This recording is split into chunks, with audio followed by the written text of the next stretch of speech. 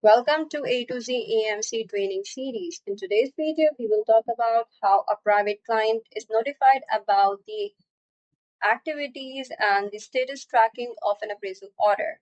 So basically, there are two options. The first one is that we get in-app notifications such as the alert notifications, or you can view it from the notification tab. It's basically this alert notification, or you can move towards the notifications tab from here.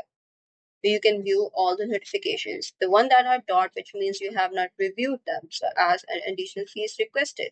So when you click on it, it says mark as read, and if you click on the mark all read, all the notifications are read.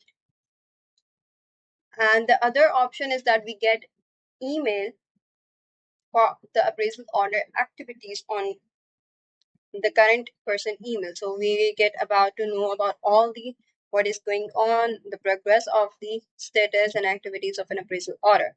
So as you can see, the notification was about the payment is required. So this is what it meant. So that's all for today's video. Thank you for watching.